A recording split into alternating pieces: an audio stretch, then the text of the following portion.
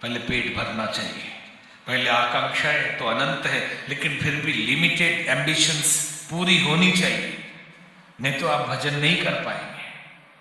कुछ तो हो, उब जाएंगे खुदा, फिर कहेंगे छोड़ो अब भजन करो, हो गया बहुत, देख लिया दुनिया, कुछ नहीं रखा है।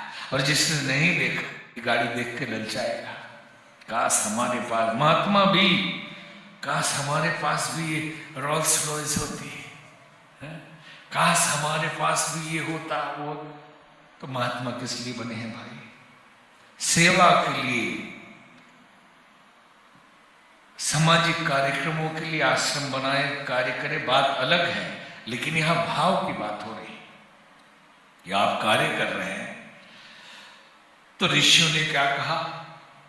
अथर्ववेद में, तीनों वेद में मंत्र है ये गायत्री मंत्र, अथर्ववेद में इसकी महिमा है। ओम स्तुता मया वरदा वेद माता प्रचोदयंतम पामानि द्विजानाम आयुः प्राणम प्रजाम पशुम कीर्तिम द्रविणम ब्रह्म वर्चसम मह्यम दत्वा प्रजत ब्रह्मलोकम। ये मंत्र आपको क्या देता है? क्योंकि without profit we can't do anything. बिना फायदा के हम कोई काम नहीं करते। अरे भागवत महापुराण सुनने बैठिए तो पहले महात्मा सुनिए, प्रॉफिट क्या है। रामायण सुनाने बैठिए तो पहले उसके बारे में बताइए फायदा क्या है। नहीं तो कोई बैठे ही नहीं सुनने। पूर्वजों को मुक्ति मिलेगी, कुटिल से कुटिल व्यक्ति का भी कल्याण हो जाएगा। वो अगर न हो वहां पे कोई भागवत सुनने वाला नहीं। विदाउट प्रॉफिट हम कोई काम नहीं करते। इसलिए ऋषि ने कहा you should know the profit of Gayatri mantra in worldly things and beyond this world. इस संसार से पार और संसार को जो चीजें इस मंत्र से मिलती है वो समझ लीजिए। द्विजाना, पहला क्या मिलता है? द्विजाना। द्विज का मतलब दूसरा जन्म, नेक्स्ट बर्थ, रीबर्थ, हमारा दूसरा जन्म हो जाता है। द्विज का मतलब दूसरा जन्म। एक जन्म माँ बाप से होता है, एक जन्म गुरु से होता है। जिस दिन से दीक्षा ली और ये मंत्र शुरू किया, ये बात ख्याल रखना, आज भले ही कोई भी गुरु कोई भी मंत्र दे रहे हो, लेकिन भारतीय संस्कृति में सिर्फ गायत्री मंत्र ही देने का विधान वैदिक काल से रहा है। इसलिए इस मंत्र को भी गुरु मंत्र कहा जाता है, कि गुरु द्वारा प्रदान किया जाने वाला मंत्र। ये हम नहीं कह रहे, आप शास्त्र उठा लीजिए, पूरा सारे उपनिषद, सारे वेद पुराण उठाकर देख लीजिए। इसलिए इसे गुरु मंत्र कहा जाता है। तो द्विज बनाता है ये मंत्र, मतलब दूसरा जन्म कराता है। जैसे देवी भागवत में लिखा है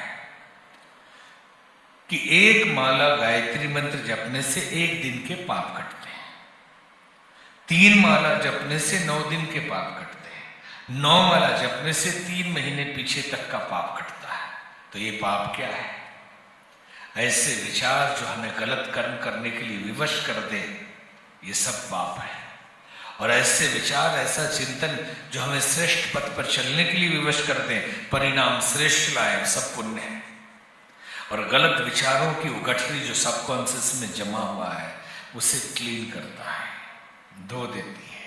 तो 1 माला से दिन भर का धुलेगा, 3 माला से 9 दिन का धुलेगा, 9 माला से 3 महीने पीछे तक का धुलेगा। 2-4 साल कर ली तो जन्म जन्म का धुल जाएगा, जन्म जन्म का धुल जाएगा इससे। तो ये द्विज बनाती है।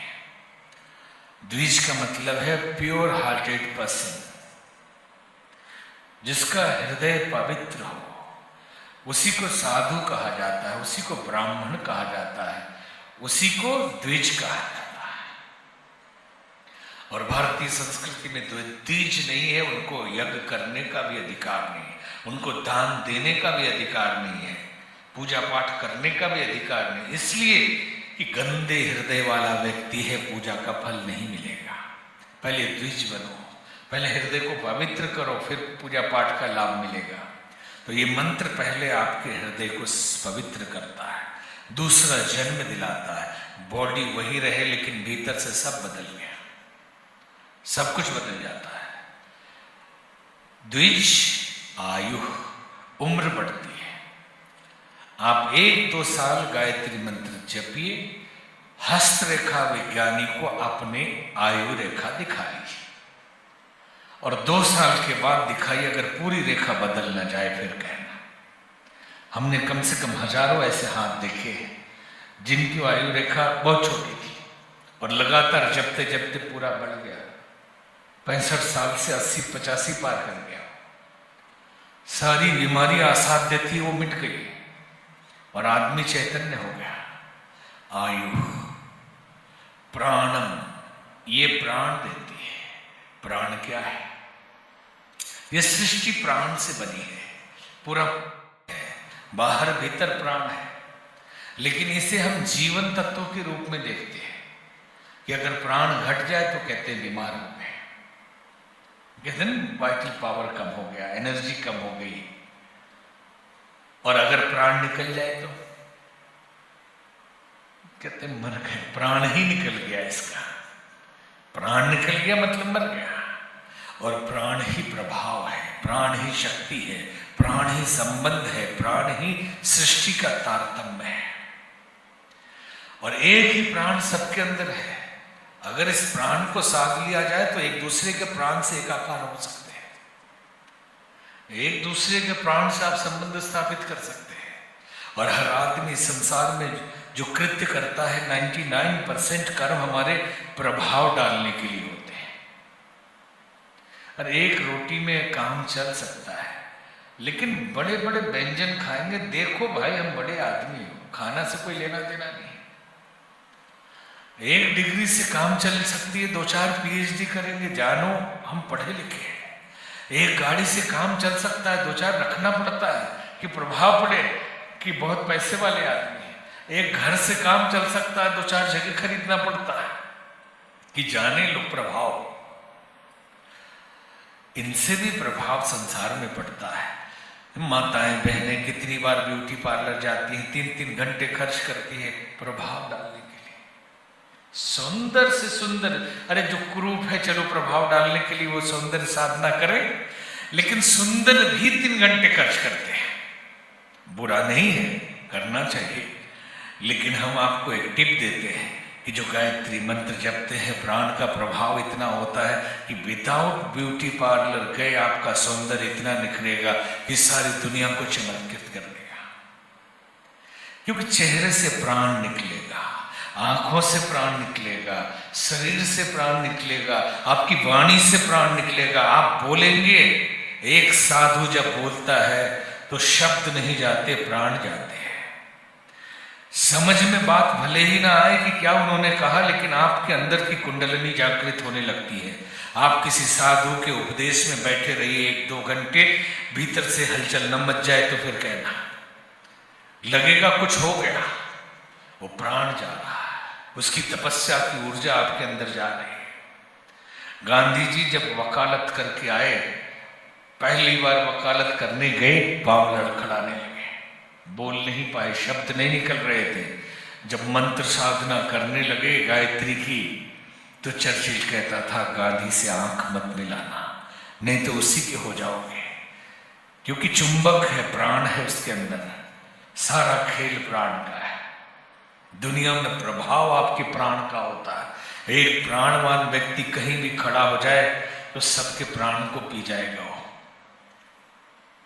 कहते हैं ना कि बाली के सामने जाते थे तो आधी शक्ति ले लेता था, लेकिन अगर कोई तपस्वी है उसके सामने बड़े से बड़े आ जाए तो पूरी शक्ति ले लेगा वो। उसके सामने बड़े से बड़े दिग्गज अपने प्रश्न भूल के कहीं और चले जाएंगे। और ये आंखन देखी बातें हैं, केवल संकेत हम आपको कह रहे हैं। तो प्राणम, प्राण मिल जाए तो प्रजा, चाहने वाले न लोग हो तो जिएंगे कैसे। अर्जुन भगवान कृष्ण से कहता है कि हे केशव, कि जब मेरे गुरुजन परिजन अपने लोग मर जाएंगे, इससे तो अच्छा भिक्षा का अन्न लेके मैं जी लूंगा, भीख मांग लूंगा लेकिन इनको मारूंगा नहीं। तो एक संत व्याख्या कर रहे थे, क्या बहुत बड़ा धार्मिक हो गया है अर्जुन? नहीं, उसको डर इस बात का है कि जब सब मर ही जाएंगे तो दिखाऊंगा किसको कि जीत गया। कोई चाहिए, दुश्मन भी ना हो तो फिर हमारे वैभव का मतलब क्या है? ये संसार की मेंटलिटी बड़ी उल्टी चलती है। अगर कोई तो सामने हो कि अरे हमने भी देखो गाड़ी खरीद लिया, देखो तुमसे बड़ा बिल्डिंग मैंने बना लिया, तुमने कहा था हमने ये करके दिखा दिया, और है ही नहीं कोई सामने, तो फिर किसके लिए करेंगे? उससे तो अच्छा तो साधु बन जाओ, कुछ करना ही नहीं। तो प्रजा, ये मंत्र आपको प्रजा देती है, और प्रजा मिल जाए तो प्रजा का पालन करने के लिए गाड़ी घोड़ा चाहिए। तो पशु मतलब हॉर्स पावर, पशुधन गाय बैल घोड़ा हाथी, तो आजकल कार मोटर हवाई जहाज, ये जो वैभव है ये पशुधन है। और जब पशु मिल जाए तो अपकीर्ति हो तो मन लगेगा, डिफेम हो जाए तो ये मंत्र देता है कीर्ति। कमरे में बैठकर बंद होके भी ये मंत्र जपते रहे। आप अपनी पब्लिसिटी मत करिए, आप कहीं प्रचार मत करिए, 2 साल जप करके देख लीजिए।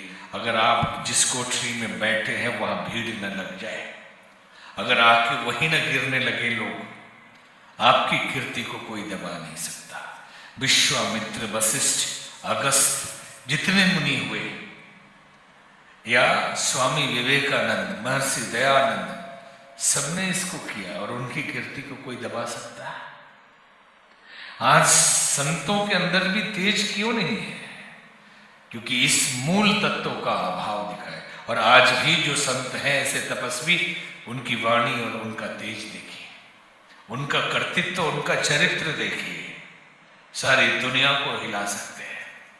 एक साधु गुरु गोविंद सिंह कहते हैं ना, 1.25 लाख पर एक को चढ़ाऊंगा, तो साधु के लिए कहते थे कि एक साधु होगा तो 1.25 लाख क्या करोड़ों पर एक भारी है। एक बुद्ध हो जाए तो पूरी एशिया के लाइट ऑफ एशिया हो जाते हैं।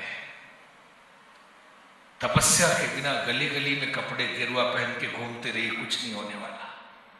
और ये मंत्र आपको देता है कीर्ति, और कीर्ति बचाए रखने के लिए धन चाहिए, पैसा चाहिए। द्रविणम, ये धन देता है।